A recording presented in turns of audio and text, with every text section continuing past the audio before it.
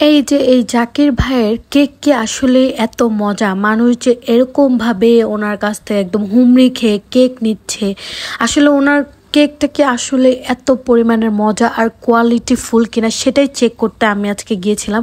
But যে আমার আগারগাঁওয়ে যে আমার খুবই একটা মানে খারাপ এক্সপিরিয়েন্স হয়েছে, সো সেটা আপনাদের সাথে শেয়ার করি। আমি কিন্তু আগে পরে অনেকবার আগারগাঁও গিয়েছি, কারণ ওখানে স্ট্রিট ফুডগুলো আমার খুব ভালো লাগে।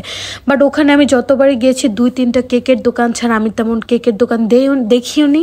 প্লাস হচ্ছে আমি একবার শুধু কেক খেয়েছিলাম এখানে, আমি আর কেক খাইনি, কারণ আমার কেক ভালো লাগে না ওখানে। তারপরে এবার যাওয়ার পরে দেখি এত পরিমাণ কেকের দোকান, মানে মনে হয় যারা কেক বানায় না বানায় সবাই কেক নিয়ে চলে এসছে।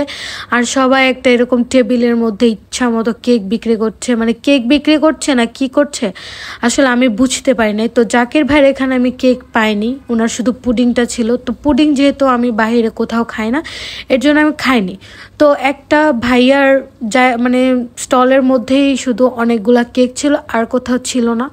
তো আমি ভাবছিলাম যে চকলেট খাবো নাকি হচ্ছে ভ্যানিলা খাবো, যেহেতু ভ্যানিলা বা চকলেট দুইটাই আমার পছন্দ। ভাবলাম আচ্ছা ঠিক আছে, একটা খাই, যদি পরে ভালো লাগে তাহলে আরেকটা না হয় খাবো।